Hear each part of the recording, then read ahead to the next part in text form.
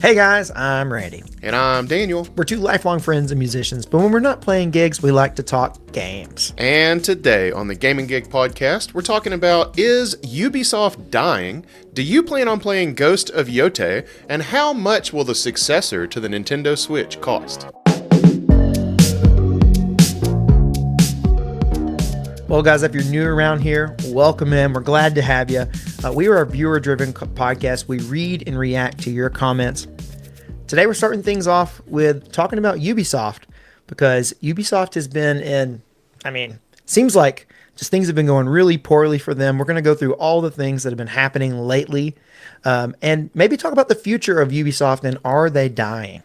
Yeah, so I know we're all excited because maybe we get to finally shovel dirt onto the dead body of the company that we've been pissed off at for years now. But is it true?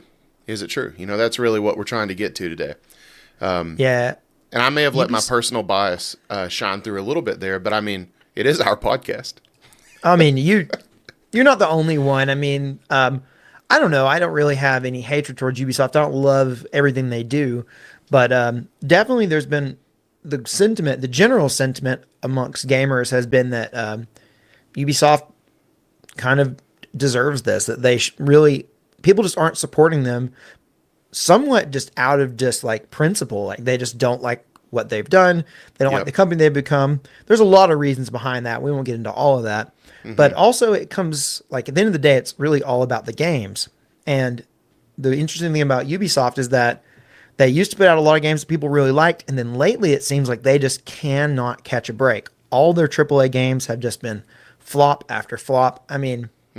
Even the ones that people say by all accounts are decent, if not better than decent games, they still don't seem to sell.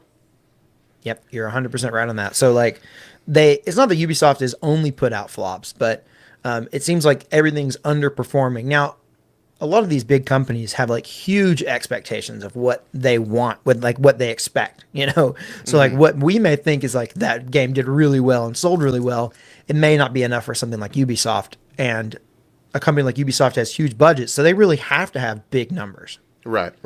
And we got a live comment here from Plague Doctor, and I want you to hold that thought, Plague Doctor, because we're going to get to that. That game's definitely going to come up. So, Randy, we do have a poll here.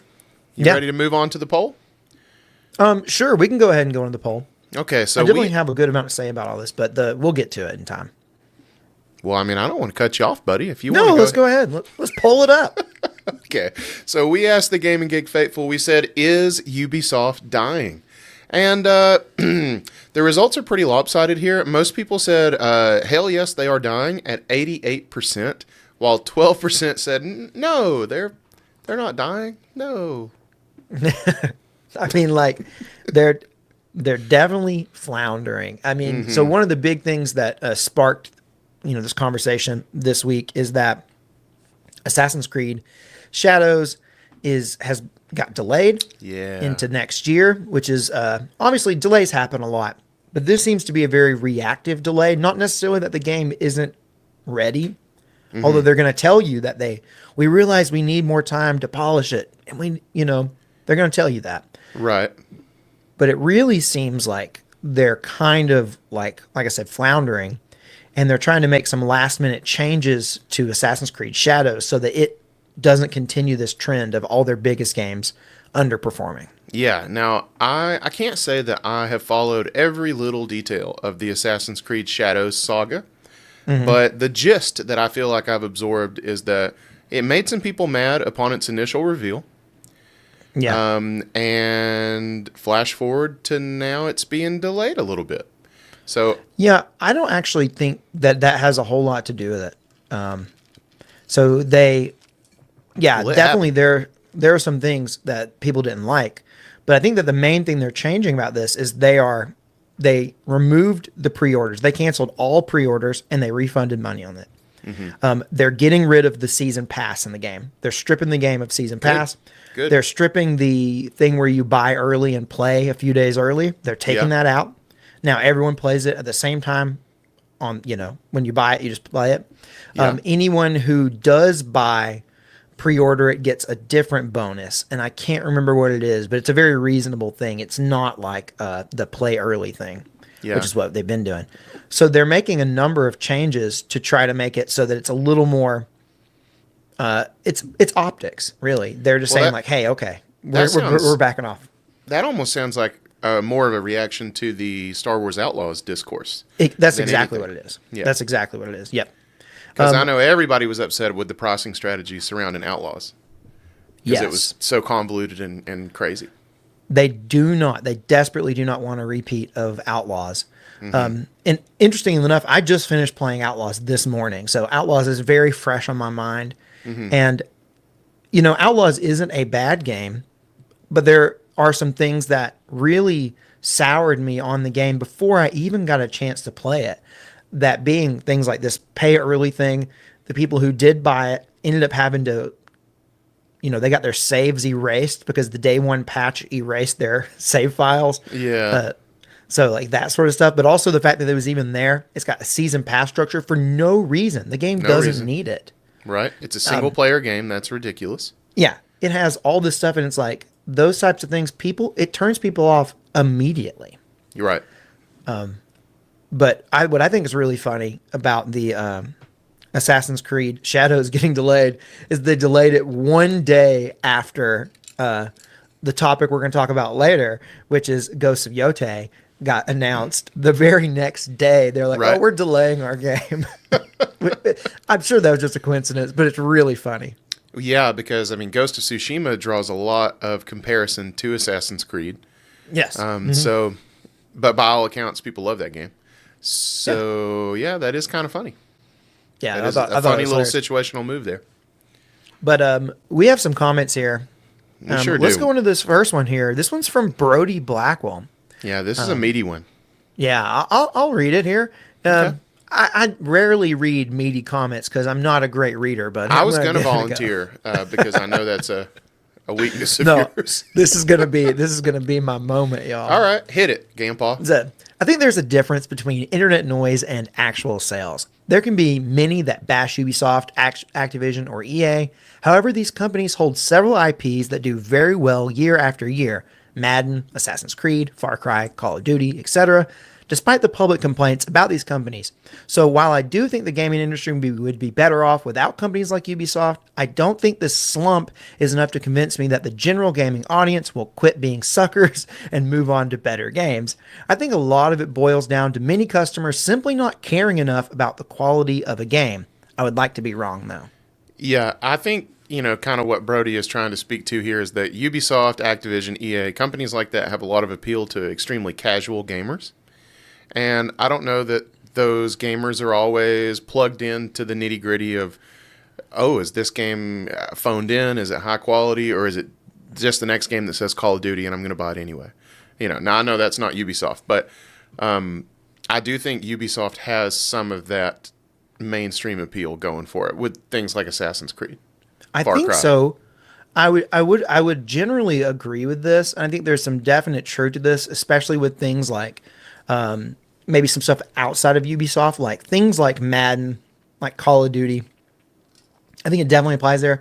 I think the one Ubisoft IP that definitely it does apply to is Assassin's Creed. Yep. Maybe a little bit of Far Cry 2. I think But- any of the Far Cries, really. Far Cry 2. I see what you did there. Yeah. Yeah, no, Far Cry 2 did quite well. But with Assassin's Creed, we kind of have an outlier with Assassin's Creed Mirage underperforming. At least I think it underperformed. And that's strange because, we say that because, Assassin's Creed Valhalla, that was the one that really turned a lot of people off. Yet it was the best-selling Assassin's Creed game of all time. So, Right. but maybe because that game was best-selling, maybe that's the point where people played it and they were like, so many people played it, but it left a bad taste in their mouth, so they just didn't come back Yep. for the game that Ubisoft was actually trying to put out what people wanted. They really listened and was like, okay, we're going to put out Assassin's Creed. Gosh, I just blanked on the name. What is Mirage. it? Mirage. I always blank on that game's name. And still people didn't buy it. Yeah. Like maybe because they had their bad taste in their mouth from Valhalla. Well, I think Valhalla. What Assassin's Creed game did Valhalla follow? What was the game right before it? Do we know that? It was Odyssey. Okay, yeah, it was Odyssey.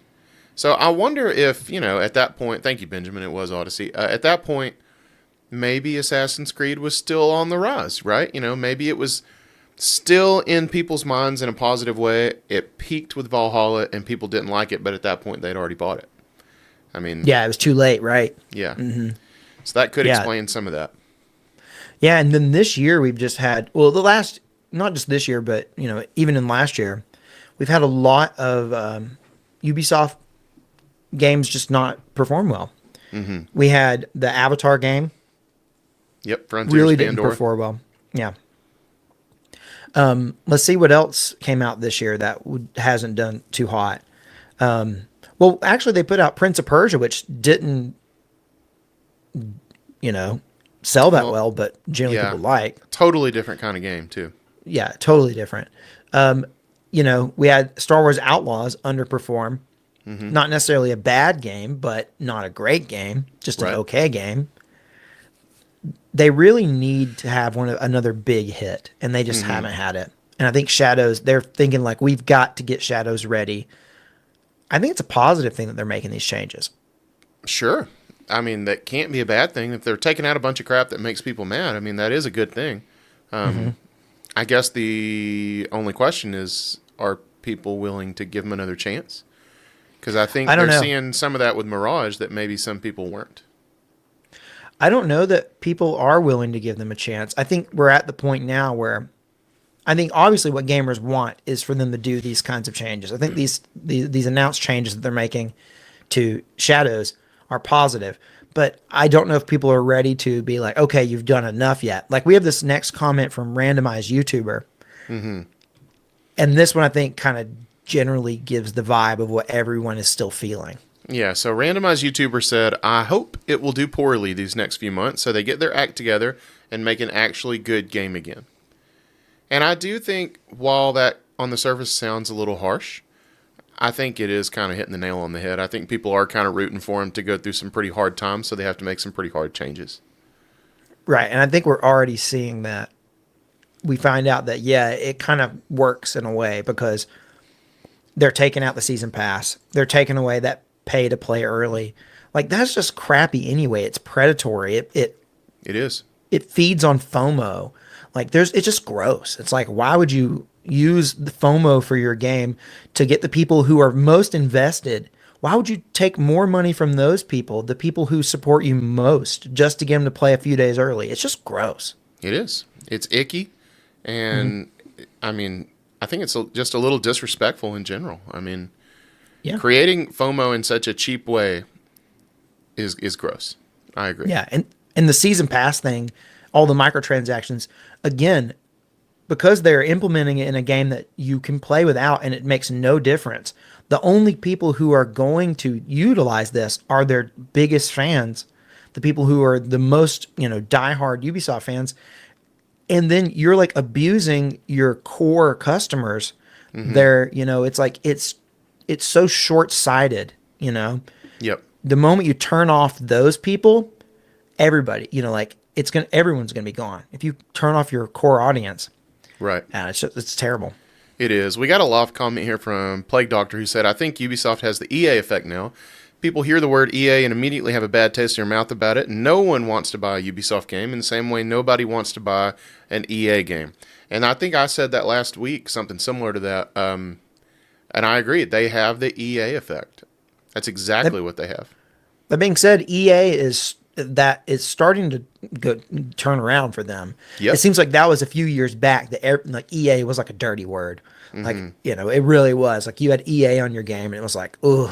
I Right. remember when Jedi Fallen Order came out and people were like, yeah, but it's EA. It's going to be crap. And then And it it wasn't. turned out that it was a pretty good game. And it's taken a bunch of those like little successes to bring EA even remotely back. And I'm not saying they're all the way back because they're definitely not. No. But they are building back slowly. Right. Which makes me think Ubisoft could do it, Right. but it's it ain't easy, and it does take time. Yeah. So Like, I'm afraid if they're thinking that they're going to turn it all around with Assassin's Creed Shadows, I just don't think that's true. yeah, I mean, obviously, like a really uber successful game would be huge for them. Yeah. But even if they get something that is like, say it's the best selling game of next year, which I mean, who knows? It could be. I mean, Could be. you never know, right? I kind of doubt it though. But but even if it is, I still don't think that's enough. It would take Mm, something like I don't even know. I agree with you. I don't think it could be just one big game doing no. well to turn things around for them. It's going to have to be multiple smaller successes along the way.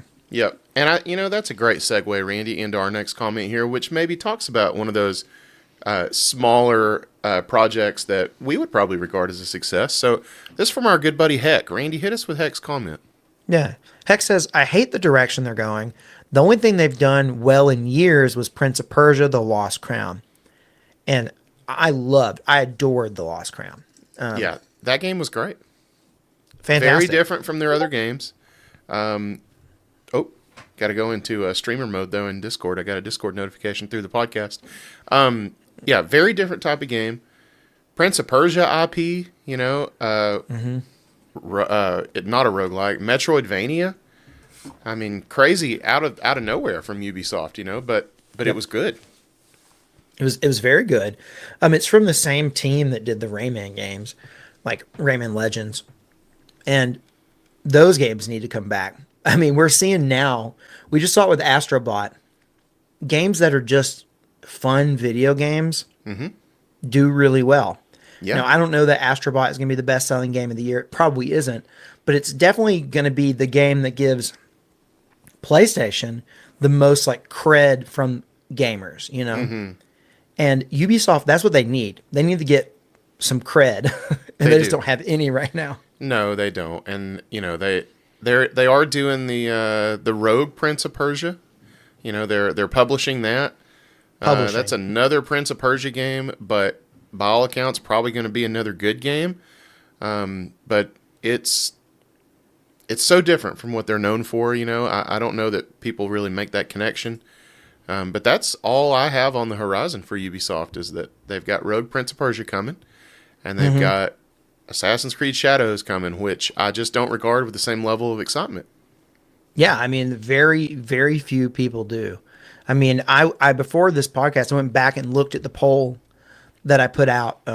This was quite a while back, where I asked people how interested they were in playing Assassin's Creed Shadows, and only 12% of people said that they planned on playing it. And we'll compare that in a little bit against Ghost of Yotei, and Yeah, you'll we see will. that 12%. That's not great. No, that's not great. And admittedly, like the people who vote in the gaming gig polls are generally like some more of the hardcore plugged in gamers. Right. And like the comment earlier was saying, like the general audience doesn't care or listen to this stuff. They just know, oh, Assassin's Creed, I'm going to play it. But I do think that at the end of the day, like gaming as a hobby and being like tuned into the gaming news, like it's becoming more and more widespread. And I think that It is. people do know. They do know a little bit more than even the general audience. They kind of know these kinds of things a little bit more than they used to. Yeah. Well, that's not good for Ubisoft. No, it's not. It's not. And to like go back to our poll question of is Ubisoft dying? If I were to vote in the poll, I would say yes, they are dying, but they're not dead, Yeah. and Yeah. and they Dying, might be not able to dead. turn it around. Right. And I don't even know that it's fair to say they're dying because that would imply that eventually they will die. I think they're really sick, though. Yeah, They're definitely falling on hard times. They definitely have. But it's going to be interesting to see if they can turn it around. Obviously, I don't hate Ubisoft. I like a lot of their games.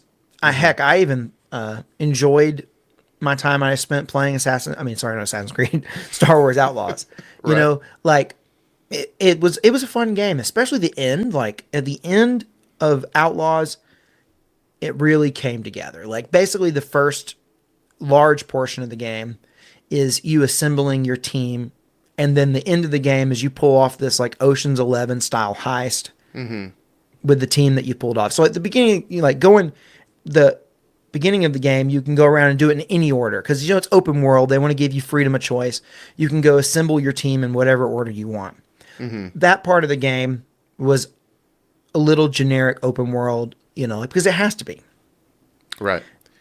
The end of the game where it becomes more linear, it was much better. Right. My only question about Outlaws, and we need to be spoiler free here, but were there any big cameos from recognizable Star Wars characters? Can you tell me that? Of course there were. Everybody Of knows course that there were. Everybody knows that Jabba is there. Yes, but there are big ones. There are big, Okay. there are big surprise cameos. I wondered if There was are. because obviously Jedi Fallen Order did that really well, and I'm not They even going to did. spoil that, but They did. they did that so well. Just like I think that was one of those rare moments where I might have like physically like exclaimed to myself alone in a room while I'm playing that game. So I was just curious if Outlaws went for a similar kind of shock factor. They do. They do. I wouldn't say it's to the same degree, but they definitely do. And they have a lot of smaller ones that I think some more like really hardcore Star Wars fans are going to get a lot of kind of micro, cameos or like little things, like little hints at things that were from the movies and stuff that you would be like, oh, I know this. Like the people who know are going to get it. And as a person who doesn't really know a whole lot about Star Wars, I watch the movies, I enjoy them, but I'm not like a fan, air quotes fan. I enjoy it, but Why'd you have to say I'm not a fan and use air quotes on fan? well, when you say you're a You could fan have of just said something, you're not like, a fan.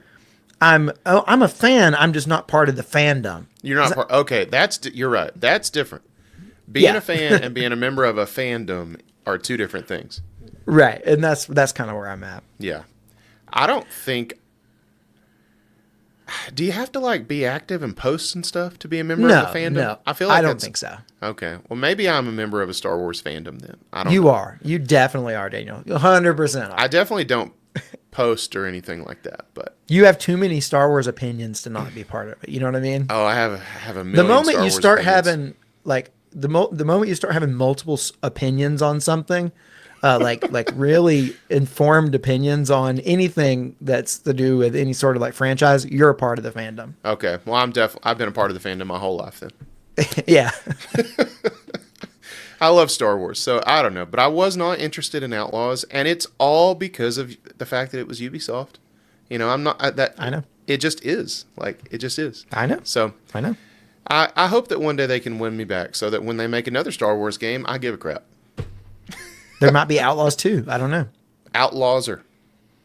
Kay Vess was a pretty good protagonist. I think that she could definitely, come back and star in another game. I think it'd be quite good.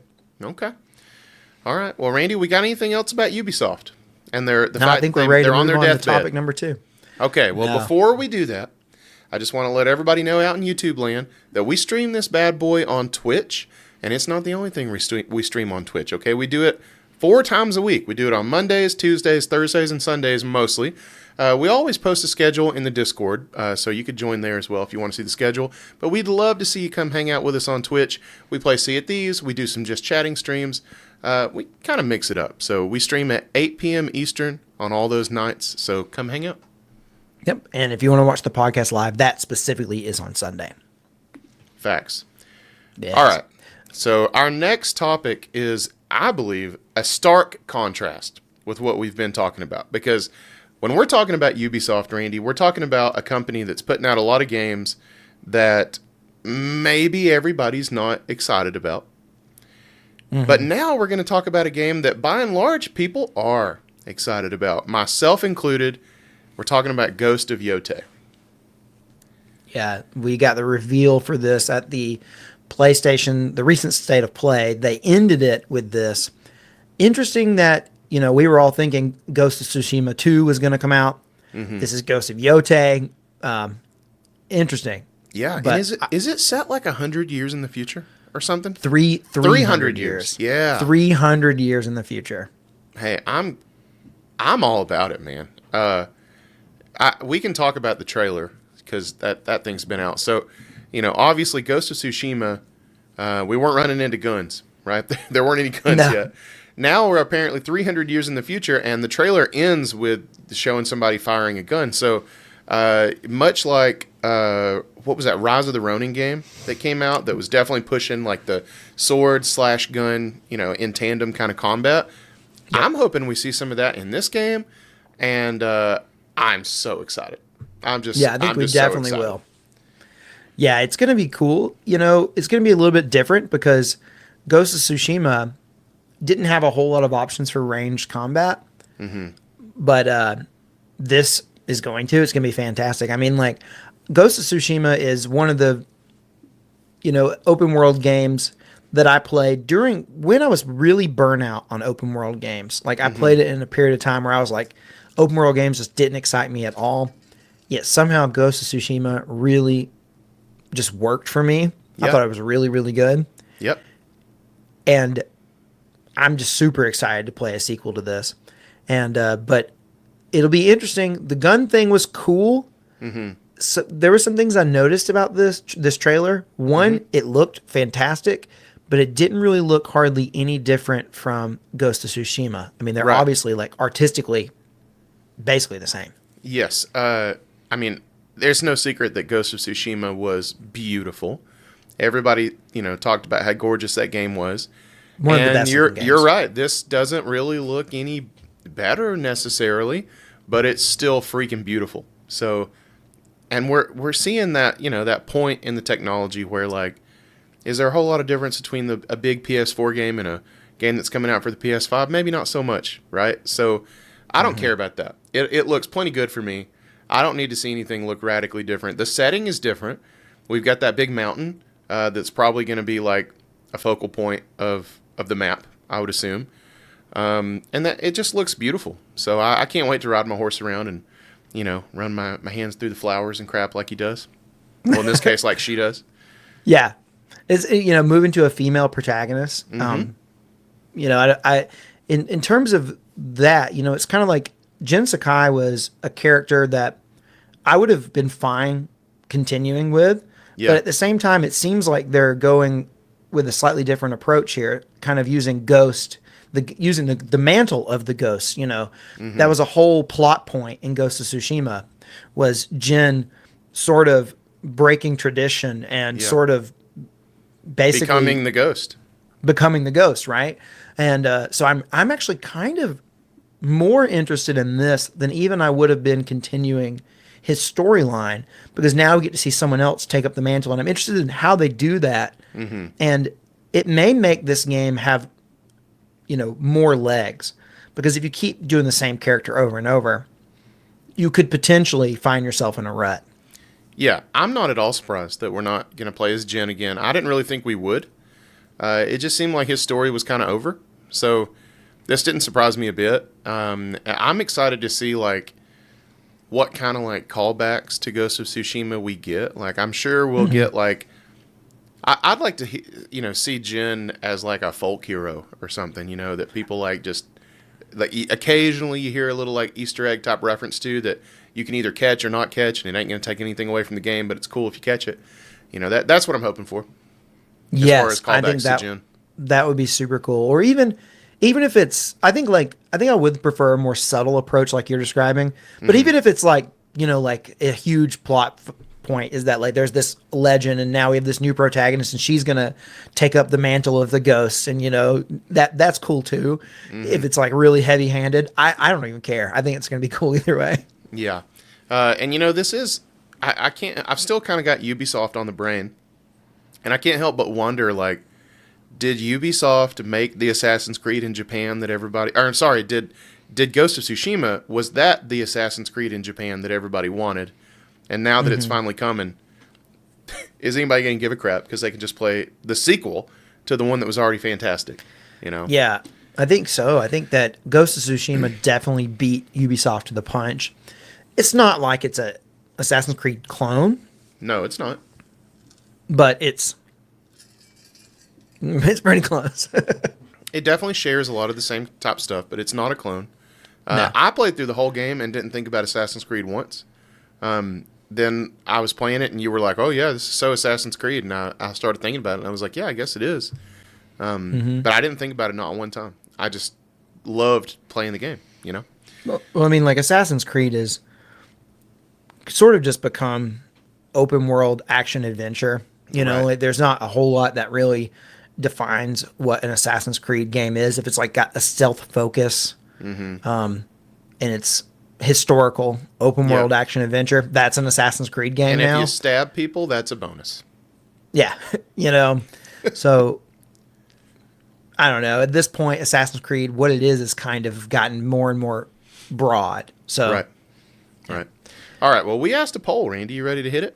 yeah, I mean, obviously, you and I are planning on playing Ghost of Yotei, as you can tell from the way we're talking here. You better But believe it. we wanted to know everyone else. Yeah. Do you currently plan on playing Ghost of Yotei? 45% of people said yes. 19 said maybe. 16% said no. And then 19% of people didn't even know what it was. Yeah. 45% saying yes, 19% saying maybe. I mean, if you add those up, we get almost 65% of people that are either gonna play it or might play it. Yeah. I don't think that's bad. No, I think like typically I look like I know a game has tons and tons and tons of hype if it hits that 50% mark on the yeses. Now this didn't hit 50, but it's really, really close. And I think that really comes down to it being a PlayStation exclusive. I think if this was a multi-plat release, I think that number would be above 50%. And I think we'd be in the realm of something like, I think the last time we saw those numbers was like the Resident Evil 4 remake, or you know, a the Ghost franchise is fairly new. This is only the second game in the series, so it doesn't have as much weight as something like Tears of the Kingdom, which I think also had above 50% of people saying yes, even though it is locked to a specific console. It's just it's a juggernaut. It's huge. Oh, yeah. I mean, like you said, this is only the second game. It doesn't have the same brand recognition, that something like a Zelda or a Resident Evil has, which maybe explains the 19% of people who don't know what this is. Totally, especially now we had Ghost of Tsushima, and I would say that the more like the thing about that name that was more recognizable was the Tsushima part, Right. and now we know that the series is kind of going to be called Ghost, and yeah, I don't know, it's going to be interesting. I think that makes perfect sense, though. I mean, Yeah. you can't keep calling it Ghost of Tsushima if the story in Tsushima is gone. I mean, Tsushima, what is it, like an outlying island of Japan, and it was like there were some historical things that happened on Tsushima that they hinted out in the game, but like I think the story's kind of over. Yeah. The one major historical event kind of already happened. Yeah. All right, And well, let's move 300 into years some later, they're probably not going to be repelling the Mongols again. So, exactly. it's probably time to freshen it up and tell a different story, and I'm hopped for it. So, you ready to hit a comment? Yeah, let's do it. All right, we got one from Tom Derry, who said, I'm not easily impressed by graphics, but wow. I hope they do something clever with the adaptive triggers. I've never been more psyched to slice bamboo. Tom, just get out of my head, bro. The bamboo slicing was so like cathartic in Ghost of Tsushima. So give me some haptic triggers. Give me that clicky clack. I'm happy. I wonder what they'll do. It's really interesting talking about these adaptive triggers and just like the DualSense in general. Very few games, even PlayStation first party exclusive games, take full advantage of it. I think like it's taken us 4 years with Astrobot is the first game that, besides the Astrobot game that came on the PS5, Astra's Playroom, Astrobot is the first game that really feels like it really utilizes all aspects of the DualSense controller. And I think it would be cool, but I really doubt that they're going to do anything that cool with the adaptive triggers. I just really don't think it's going to happen. I'm expecting like a God of War Ragnarok approach where occasionally they kick in and you're like, that was random. That's kind of what I'm expecting. Also, I wonder if we're going to slice bamboo at all. We got that, and again, I don't remember the name of the instrument. Somebody in stream told me what the instrument that she's wearing on her back is called. I'm going to call it a guitar for now, just to overly simplify it. But that guitar-like instrument I'm assuming we're going to be playing that in some mini games. I wonder if that's our new bamboo. I don't know. Do you remember the I bamboo slicing? No, I don't remember that at all. Okay, I was getting that vibe. It was like there were stacks of bamboo that you could find ever so often, and you had to like hit a combination of buttons in the right order, and if you did, it would like level up your stats or something. It was something like that, and it was fun. It was easy. It was tend fun. to It was a remember, little like, collectible thing to find. Okay. What was the game where you did the rock stacking? That wasn't Ghost of Tsushima, was it? I don't think that's Ghost of Tsushima. Is Was that Assassin's Creed Valhalla? Might have been. Yeah. What was the game with the So this was a thing you did, and I don't remember the bamboo slicing, but maybe they'll make it cool. I don't know. Yeah. Maybe they'll bring it back. Here's Dan popping in chat helping us out. He said, shamisen is the name of the instrument. That's right. And you're right, Dan. The Ghost logo is pretty sick. Yeah, It's a good looking that thing logo. is really cool, and that brings us to our next comment here. This is from Morris Dennison, who says, "So does this mean the series is called Ghost, and the rest is just the location?" And yeah, it appears Yeah. that that's it.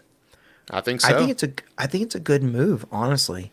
Even though the Tsushima part, like I said, is more iconic, the fact that now they can just, if they can establish this Ghost thing, then they can give it tons of legs. Maybe they can even branch outside of Japan one day. Not that they need to, but maybe they can go full Assassin's Creed and just like Randy. have this thing be all over the world. Pump the brakes, buddy. Pump the brakes. So I was afraid that's what you were going to say, and that I think is one of the problems with Assassin's Creed is they began to branch out because it was a great idea, right? It hadn't been done, nothing like that had been done before.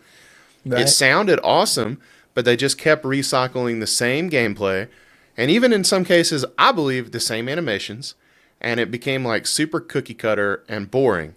And I don't want that for Ghost. So Ghost, I think you need to remember what brought you to the dance, and dance with the party that brought you, or whatever the saying is. Daniel says if you want to make new games, keep them in Japan. He doesn't even want you to shake up location. I mean, I'm not saying that it can't be done, but I'm not encouraging it. I want you to like play it a little closer to the vest than Ubisoft did, and learn from maybe another company's mistakes. And if you're gonna do it, just do it right, I guess is all I'm saying. Man, it'll be interesting. You wouldn't want to do a modern day Ghost game? I mean, maybe it'd be like a damn Jason Bourne simulator or something. It'd be like John Wick the game. That'd be like modern day Ghost is just Keanu Reeves.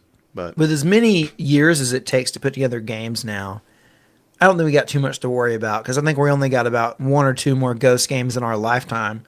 If the trend keeps going, then it takes longer and longer to put together games. Yeah, you're probably So right. Probably got about one or two more in the tank. So we may not ever get to find out.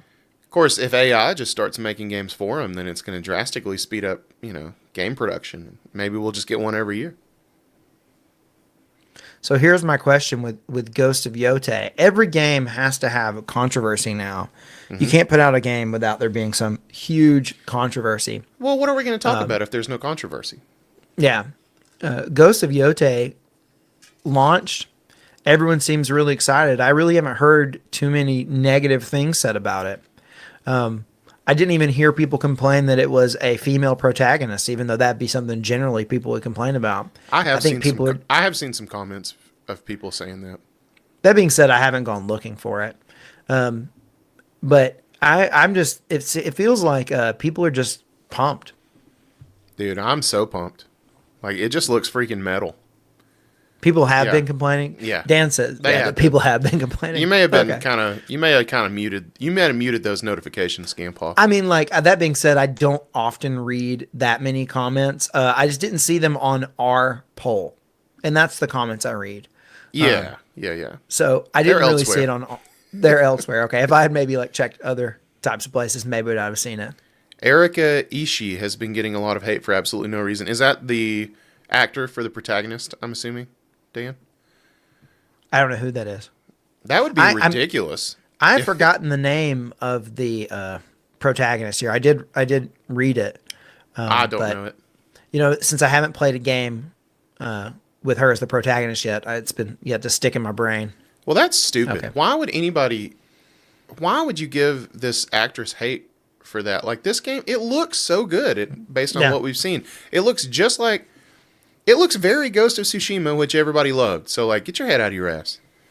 Yeah. That's what I say. Yeah. That's what the gaming gig that's what the gaming gig brand says. Daniel right. speaks for the brand. That's right. Oh, she does a lot of online D&D stuff and voice acting, so she's pretty well loved in the online community. Okay. Well, that's cool. Cool.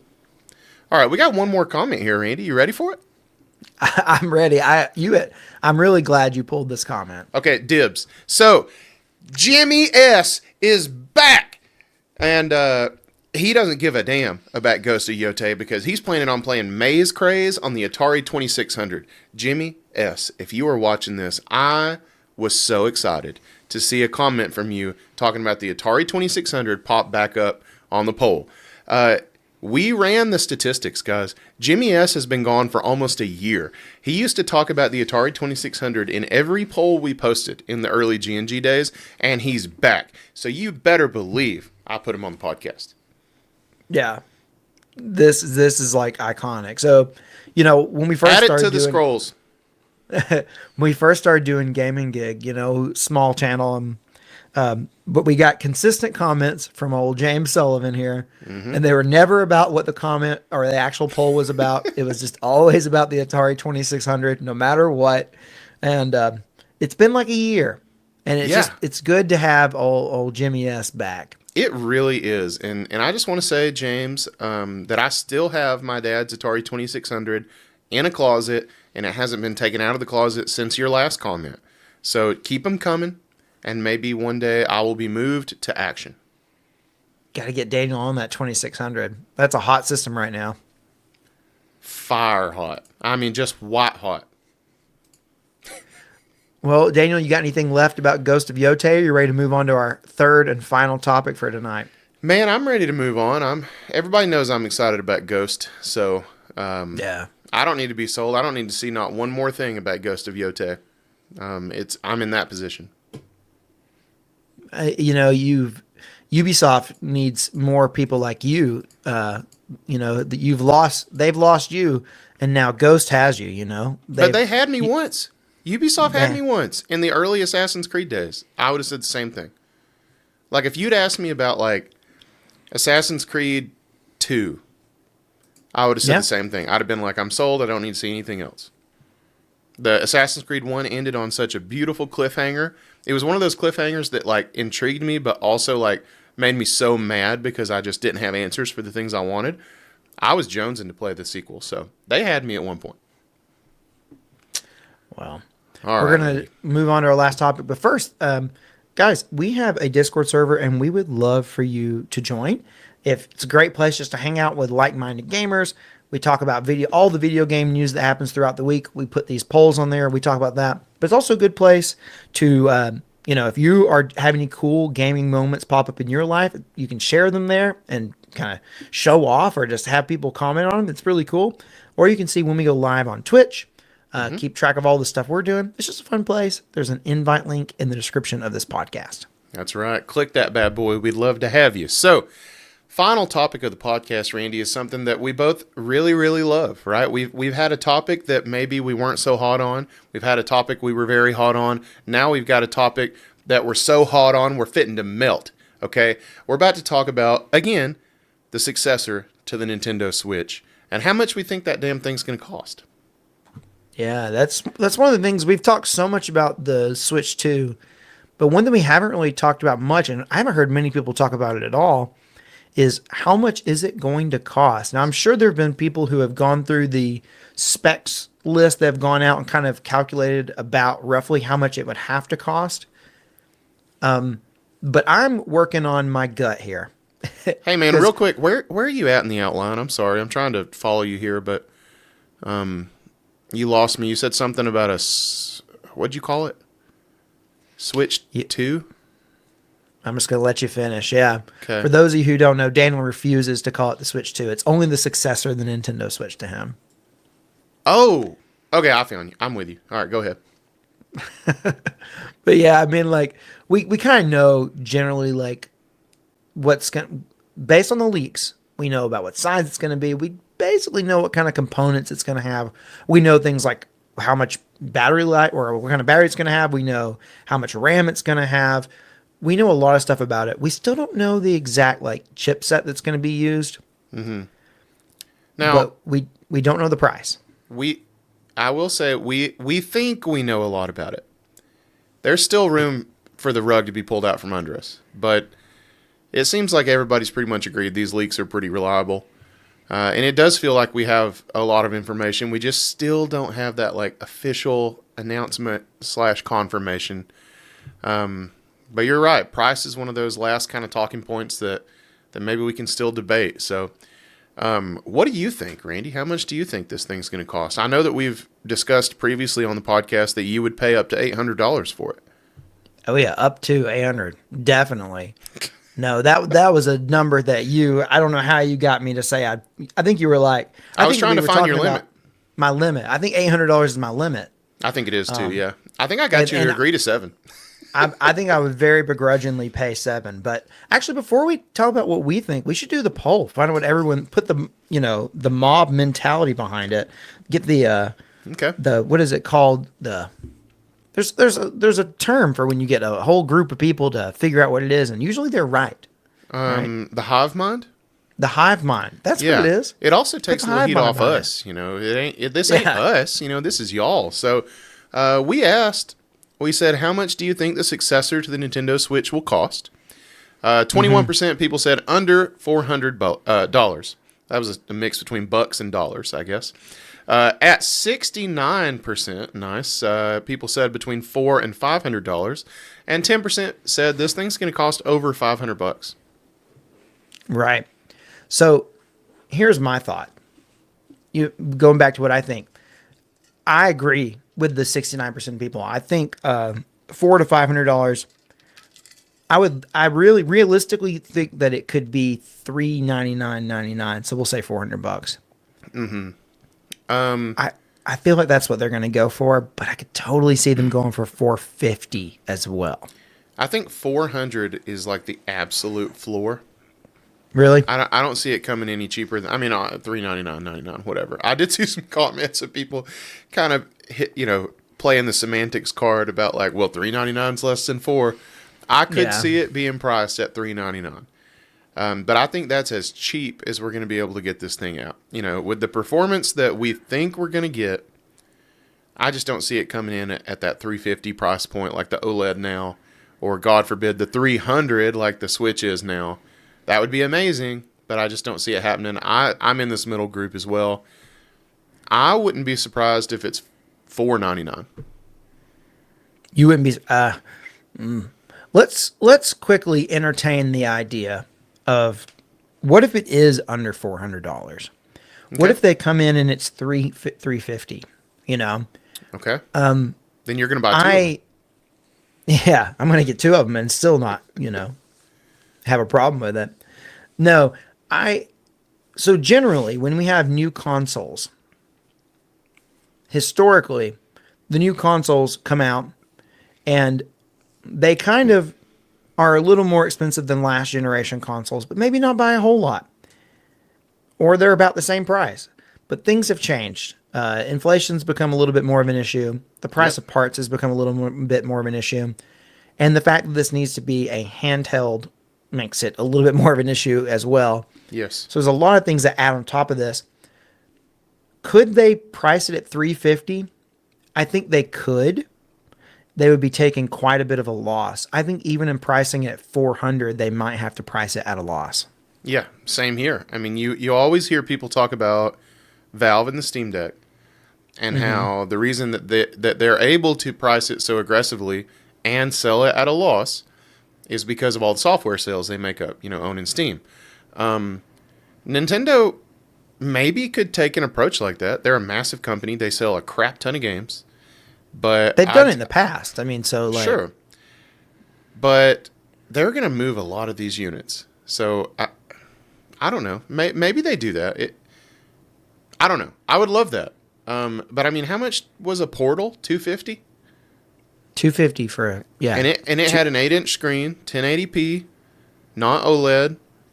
You know, probably better controls than what will be in a Joy-Con.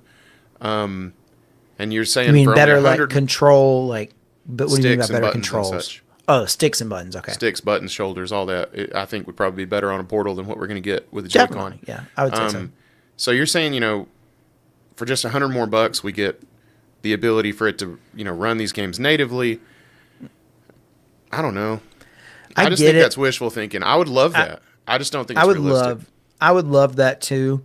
I also said that I would love for the PlayStation Portal to come in at $150, and it came in $100 more than that. Yeah. So I think generally right now the universe just takes the price that I would love. I would love to see it come in at $350. Realistically, I'm thinking it's going to be $450.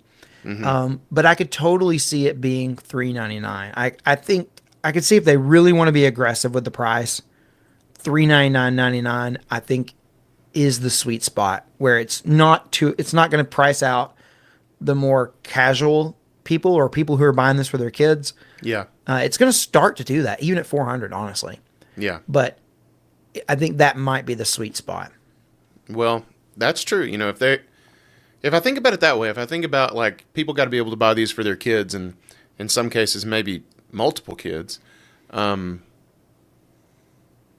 then okay, you know, I could maybe see them going for that $400 sweet spot in that case. But I just keep thinking about, like, okay, they say it's going to have a performance roughly equivalent to a PS4 Pro. That puts it pretty head to head with a Steam Deck performance wise, if not a little better. Mm-hmm. And Steam Deck's able to come out under $400. Yeah, but it ain't rocking a 1080p screen. No, I don't know, man. I mean, but it's a numbers thing. You know, like Steam Deck, sure, it's popular, but it ain't going to be even close to the numbers that, you know, Nintendo's going to be putting out in terms of how many. So they can get a break on them screens. They could put a higher resolution screen and it cost them less because they're buying a huge bulk. Yeah. Yeah, if they buy a bunch of them, you know, buy a pallet of them bad boys at Costco, you know, they can save a buck. Right. For sure. They're going to be going to both Costco and Sam's and BJ's, and they're going everywhere. They're going to all of them. All right. Well, I hope it comes under $400. That'd be amazing. But interestingly, very few people think it's going to be over 500. Yeah, and I tend to agree with that. I don't see Nintendo coming out with over $500 for their console. That's such a departure from what they're known for, and we've got a comment talking about that here in a bit. But yeah, you ready to move on to our first comment? Yeah. Okay, this is a pretty realistic comment here from Zane Korvek, who said $1,000. Yeah. When I saw you pulled this comment, I was like, yeah, $1,000. Yeah, that's exactly the effect I think they're going for. I mean, who knows? We just got a PlayStation 5 Pro 40th anniversary thing come out, or 30th anniversary? 30th anniversary. It came out and it was $1,200. So, you know, it's over $1,000. A precedent has been set. You know? I mean, like, and you know what? It sold out instantly, and people were putting it on eBay for 3 times the price, and people were paying it. Lord, so people are sick. Yeah, I mean, so I'm sure there would be people who would buy a $1,000 Nintendo console, but I think obviously this is a joke comment. If they came out and announced it for $1,000, I would give anything to be able to be a fly on the wall inside Randy's brain, because I know he would be mad, but I also know that, like, he'd be going through the stages of grief, you know, and one of those stages of grief is bargaining. And I would love to hear the mental gymnastics. I would be like, well, if I sell my current Switch, maybe I can get this much money. And then really, I'd definitely be doing, what is it called when you, you know, you math it, you like sell some stuff and then it brings the cost down. And then you think that's how much it really costs, even though that's not what it costs. That's not the way it works, but yeah. That's not the way it works, but that's what I'd be doing. Mm-hmm. No, but then you'd be like, oh, I can't sell my Switch, you know, I need it for the collection. And then you'd be like, well, PSVR 2, you know, there ain't no games for that damn thing anyway. Maybe I'll unload that on somebody. You know, I would just love to hear the mental. I'm going through the same stage. I went through the same stages with the the MetaQuest Oh, I know.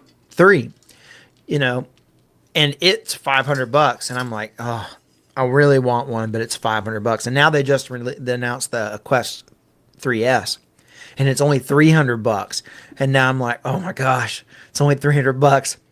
I want That's one right. so bad, and then I'm like, if I sell my MetaQuest 2, maybe I could get like $100 for it, and then it's only $200. That's right.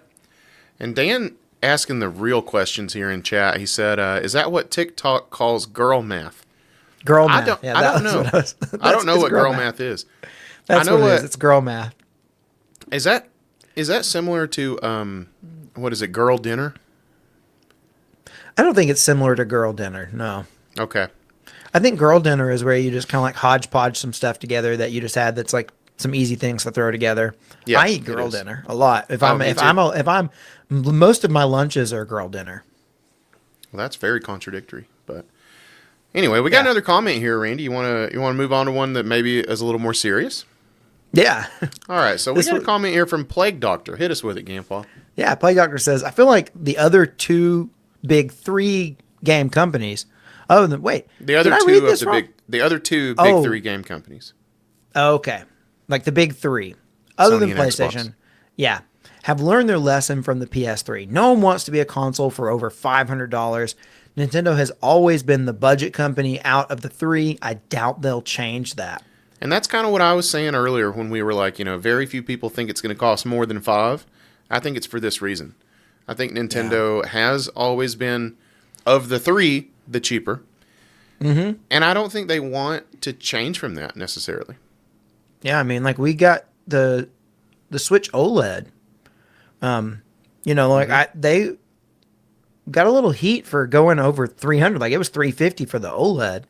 I think the OLED has sold quite well for them though, but I know 350 is even a hard pill to swallow for some because some people they've kept that $300 and the $200 Switch Lite out for a reason because they know they're like Plague Doctor says here they've been the budget company, and I think they will continue that. But the way things have changed, it's like $400 is the budget price for a console now. As much Right. as that Well, kind of sucks. that's what I was going to say. Like, we're living in a world where Sony is, selling you a PS5 Pro for, what was it, like $37,000, something like that. So, I think, what was it, 750? For the PS5 Pro, Yeah, what was the PS5 Pro? the PS5 Pro is 700. 700. Okay, so Sony is already trying to sell you one for well over $500 again. It's a different landscape. I think Nintendo can raise their price a little bit and still be the budget option. Of course, we do live in a world where the Series S exists, but I don't know. It's definitely gonna be interesting. And will there be a Switch 2 Lite, Hmm. It really, now that I think about the Switch Lite, it's like blows my mind because it's not only it runs all Switch games. It's in a smaller form factor, Hmm. and it really they don't remove a whole lot besides docking capability to do that. So it almost feels like it should be more expensive because they're like compacting it in. They're having to like do more engineering challenges to make it work. Yet it's $100 cheaper. It's just wild. Yeah, well, not being able to dock is a pretty. I mean, that literally takes the Switch out of the Switch. So, I mean, you're losing Yeah. a very integral feature set there. But I guess what I'm saying is like I feel like when you're talking about building a console, like the bigger it is, the easier it is to make. Like basically the Yeah, bigger it is, the closer you get towards it just being the size of a regular console. right, And handhelds, the whole thing is like you got to get it. That's the whole challenge. Is it's right. small? You have to compact everything into this little handheld form factor, and that makes things expensive. It makes it difficult to engineer. And the Switch Lite is even smaller, and somehow they've done it. It's just crazy. Yeah, yeah, it is. I've always thought the Switch Lite was really cool. I don't want to gloss over the fact that they have an actual D-pad on that console. That I just don't know that that's as important to people nowadays as I feel like it should be, because sometimes I feel like I'm the only person in a big empty room just yelling for them to put a D-pad on the Joy-Con. Yeah, and But I if the want it. leaks are to be believed, we're not getting a D-pad on Switch 2, so And it's I like, hate that, but I know why. I know they want you to be able to take the controllers off and use them, as standalone. And if it was a D-pad, I know that that would kind of make that weird. So I get it. I guess what I'm asking for is please just sell me a Nintendo-made Joy-Con that has one. Please just make one this time and take my an money. official one, yeah. Yeah, And that they does could all totally the do it. things. That has the Yeah. gyro, has all the things, fits everything exactly like it should, just has a D-pad for people who aren't trying to hand these Joy-Con off to like little kids to play games with. I want that. Yeah. We got a comment here from Play Doctor Live says, "You're not the only one, Daniel. I need a D-pad so bad to play so many retro games on it." Yeah, Yeah, and they have NSO. They have so many retro games but they that do are played with a D-pad. they don't. The thing is, I was thinking about this yesterday. The thing that makes NSO so cool is, well, like, I guess I should say, like, it makes Nintendo, they get it. They understand. And like, yeah, it would be cool if they had the D-pad. I agree with you. But they know that, like, emulation, when you play through something through emulation, you're on a modern controller. You miss out on the magic. There's something that changes. The moment you have the real, authentic, original controller that went with that game, it's a different thing. And the fact that they sell these controllers for the system, like the NES, they did it with Yeah, the Super Nintendo N64. and the That Genesis. makes those experiences so much cooler, and Nintendo knows that. Yeah. So it's so cool. I just love that. Oh, I do too, and they should continue to do that. But if I'm playing these games through emulation in handheld mode, I would at least like to use a damn D-pad. Like, Yeah, I don't think, yeah. I mean, they may be like, oh, well, if you really want the magic, you need to play it with the controller we'll sell you for an additional cost. Like, I get that. Yeah, But, like, don't make it feel weird in handheld, Like, yeah, I, like, actively dislike using those 4 buttons as a D-pad. Now, I love yeah. the Switch, and I've done it a million times, and I got used to it. But I Yeah. dislike it. Well, we may not be getting a D-pad on Switch 2, but judging by the renders, if they're to be believed and if they're 100% accurate, which we don't know yet, but if they are, I did see some videos now. It is confirmed the buttons are bigger and the Good. joysticks are bigger. So Yay. they're more like regular size. They're not. And we're gonna be getting as analog small. triggers, right? No, I don't think we're getting analog triggers. But the buttons will be bigger. So, I mean, like, the buttons on the Switch are tiny. They're They little are. bitty things. I know. I can touch I can cover like every button on both Joy-Cons with one thumb. Without taking Across- them off the console. Across the entire screen. One thumb. One thumb. I can't even like see Link if I just put my thumb over the thing. Just covered up the No, whole they thing. are they are small though, and the sticks are small. They have very little travel. Yes. It's not like it works, But it does work. and I'd say that the sacrifices that the Joy-Con make in those avenues, those areas, are worth it to get the usefulness and the like Switch Army, like Swiss Army knife. I said Switch because I'm talking about Switch.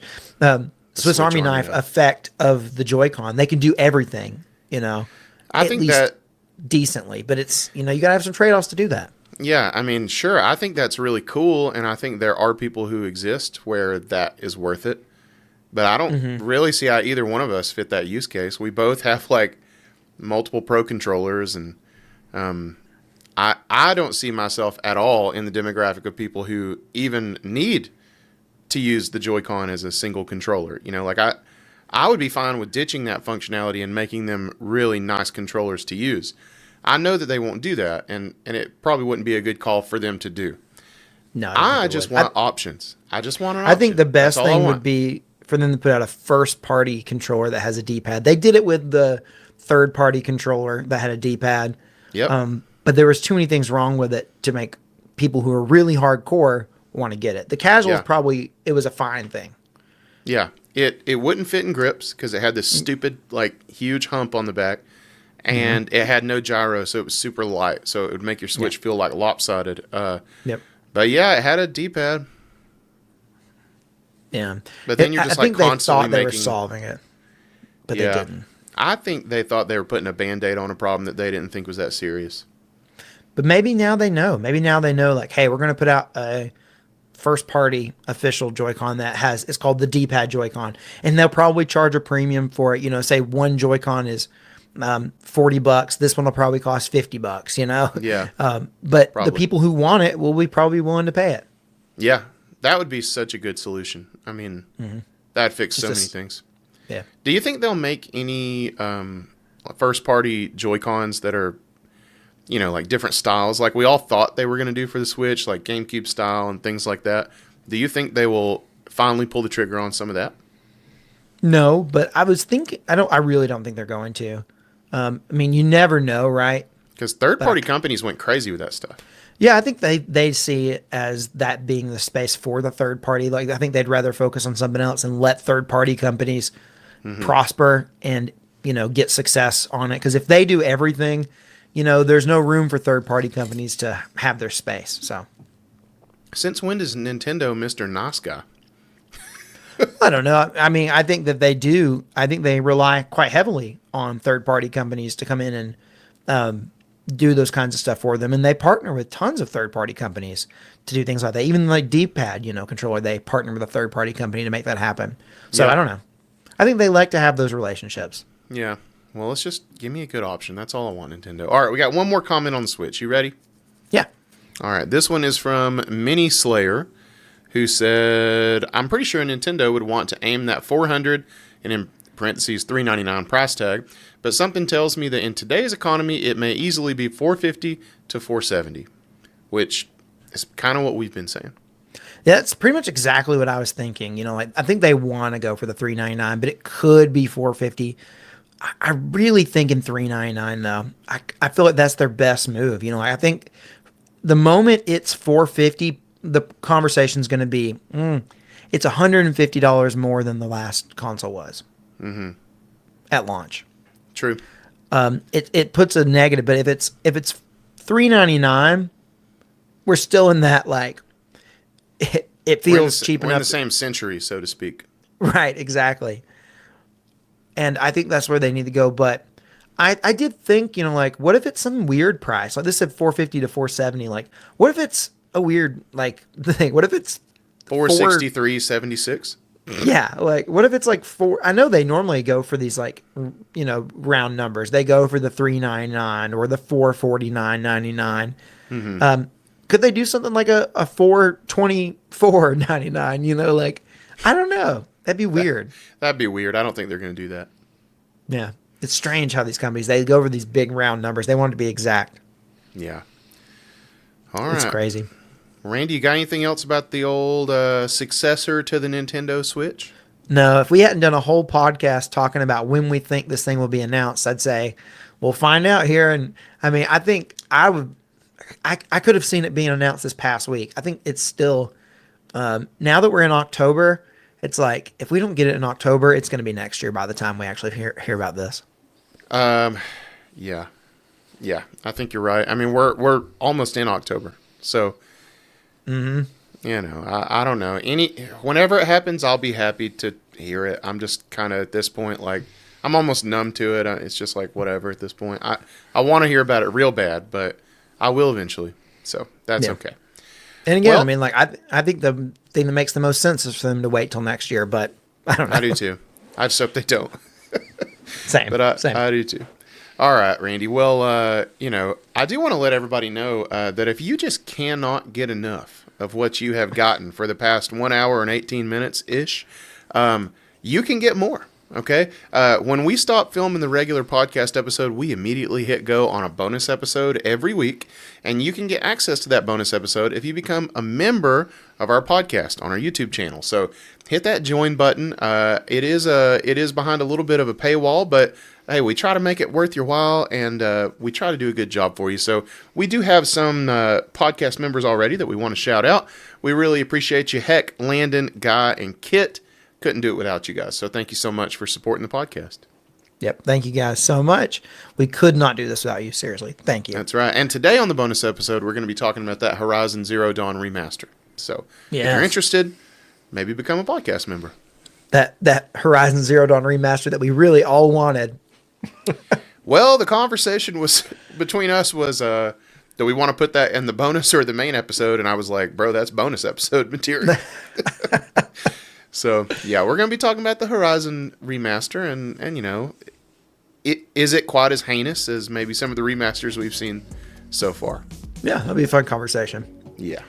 All right, guys. Well, until next time, I'm Randy. And I'm Daniel. This has been Gaming Gig. Peace out.